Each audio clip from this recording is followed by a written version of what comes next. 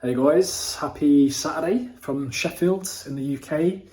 It's really nice weather outside. I don't have the best view.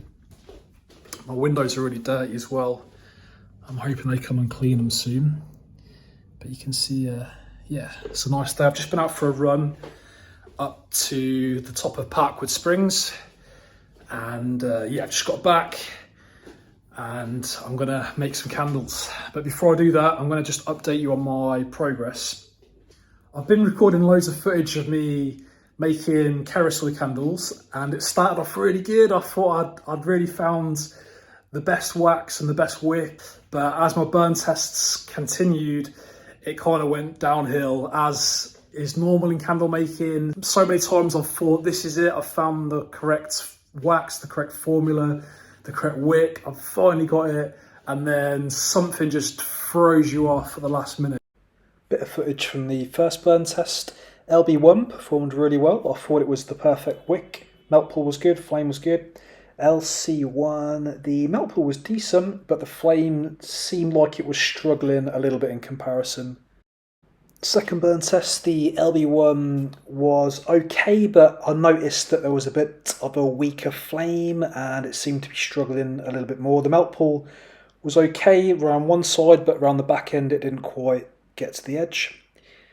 And the LC1 you can see here is literally fizzled out almost. It's smouldering, but it's really struggling to even stay alight. So this is when I realised that this wick definitely wasn't the correct wick for this container and this wax. Third burn test, and the LB1, the flame you can see it's struggling a bit. It's not very steady, it's flapping around. It's kind of smouldering as well, it's not very big. And the melt pool's okay, but yeah, there's quite a bit of hang up on the back side of it. I changed the LC1 wick to an LB2 wick, and you can see the flame's really big and the melt pool's very deep as well, so this was too big a wick. The flame as well, you can notice it's moving around a lot, but it still appears to be struggling to draw up the wax. Next burn test, and you can see the melt pool's a little bit too deep. It's 1/2 inch, which is really the maximum you'd ever want it to go, but I'd prefer it to be a little bit shallower than that. The flame you can see is really struggling, it's very low, and eventually it just began to smoulder and nearly fizzled out by itself. So yeah, the LB1 and LC1 and LB2 wood wicks from Candle Shack don't work well with Kerasoy. It might partly be to do with the shape of the container, but I just get a feeling it doesn't work well with the wax. I did try some cotton wicks, so I tried CL12 and CL10, but you can see here the mushrooming was really bad on both of them. So I don't think that's the best wick series for Kerasoy. It might partly be to do with the fact the glass is so narrow, because that can starve the flame of oxygen, but they don't work in this container with this wax. I did try this container as well with Ecosoya CB Advanced, but I've not had the best of results with Ecosoya either. I was testing loads of wicks, Eco 8, Eco 10, Stabilo 10, Eco 1, HTP 105, Eco 2, Eco 1, Eco 4, Stabilo 12, LX 16, LX 18, TCR 33, 18, and CL8, CL10, Stabilo 8. So I've tried loads of wicks in CB Advanced, and they all either mushroomed, not too bad. The mushrooming wasn't awful, but it was just a bit more than I would like. I'm hoping to find a wick that doesn't mushroom at all, to be honest. And the melt pools, they were kind of hit and miss. Sometimes it got to a full melt pool, sometimes there was a bit of hang up. So to be fair, I've not had the worst results with Ecosoya, but I just haven't found a wick that really makes me happy. I'm going to just move on from soy wax altogether from these containers, because it's a really tricky one to wick this.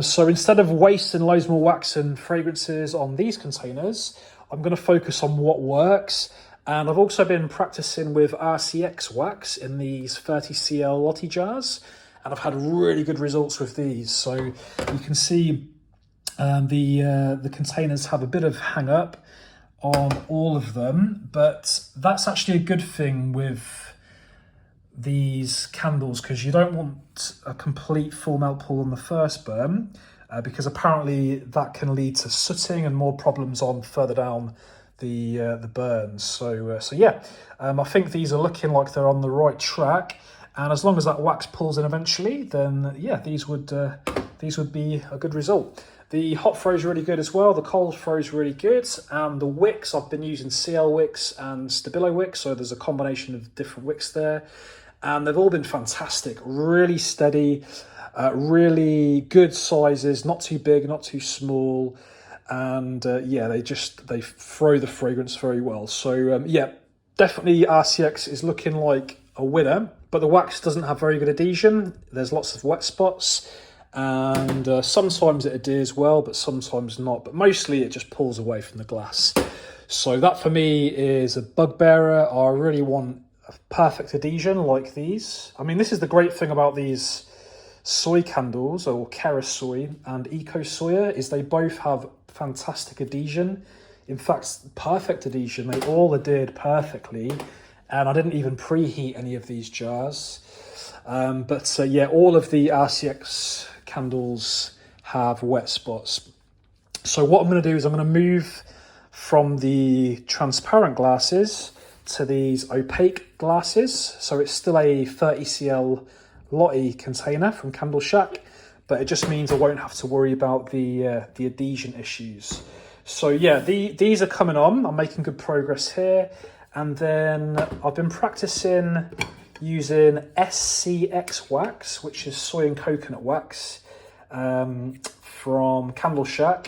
And I had a really good result with Stabilo wicks. So with Stabilo 22 here, you can see literally all the wax is pulled in. There's a tiny little bit of residue, but for the most part, that has been a fantastic result. The flame was steady throughout and no mushrooming whatsoever. So yeah, fantastic result. This was using a fragrance called Sugared Berry from Cozy Owl, which smells lovely. It wasn't the strongest hot throw, but I think it's just the fragrance itself isn't that strong. I haven't tested any other fragrances in this wax, so I can't really comment on how good this wax is for hot throw, but the reviews for the most part say it's a very good hot throw. The cold throw is very good as well. So yeah, I'm gonna basically discard what isn't going well, and then just focus on what's working. So RCX in the 30cl Lottie, and then SCX in these 25cl containers. They both have pretty much the same diameter as well, so it just makes wicking them a little bit easier because I know what I'm working with. I was really hoping to find a wick and wax that worked in this container, because I really love the look of it. I like the natural look to it. It's got the bamboo lids and it's just got a unique shape, so it's a bit different to what's out there. But yeah, as I mentioned before, the narrow shape of it, I think it makes it very tricky to wick.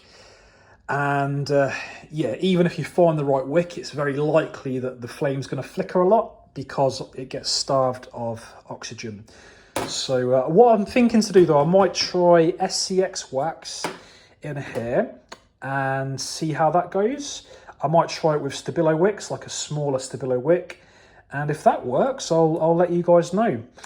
I'm also going to try at some point these 20cl Lottie jars, so I think I'm tempted to try SCX wax in here, because I think from the reviews, SCX has better adhesion than RCX. So yeah, I'm going to test SCX in this, and if that works, I'll let you know. And if I come back to this container and find a wax and wicks that work, I'll let you know more about that as well. Just to mention as well, guys, I've recently decided to stop using coloured dye. You can see all these are coloured, but I'm just going to go now for like a more natural and cleaner burn. So I'm going to remove any additives. So yeah, no more coloured dye from now on. And I'm going to stop using additives like stearic acid and the UV stabilizer, which I was using in the soy waxes, but I'm going to just stop using them altogether unless I really need to, but I don't feel like I have a particular need to even use them, to be honest. So I'm going to basically just go for a clean burning candle with natural waxes, with no dyes, and the best quality fragrances with no phthalates or parabens. So I'm going to go for basically a more health conscious and eco-friendly alternative. That's the plan. Plans can always change, and if it does change, I'll let you know. But yeah, if you've got any comments or feedback or suggestions on what's the best wick for Kerasoy or Eco Soya, do let us know. And if you've used RCX or SCX, let us know. What are your experiences with? I've had a really good result so far. Let us know if you've had the same or if you've had a different experience. Anyway, that's it from me. Have a great weekend and speak to you soon. I just watched that video back myself whilst editing it, and sorry about the shaky camera. I realised I was just moving the camera around the whole time, so I'll try and be a little bit more steady with the camera next time. But I'm new to using YouTube, so it's a bit of a learning curve, and just bear with me. I'll try and get my videos a bit more smoother in future. All right, peace out.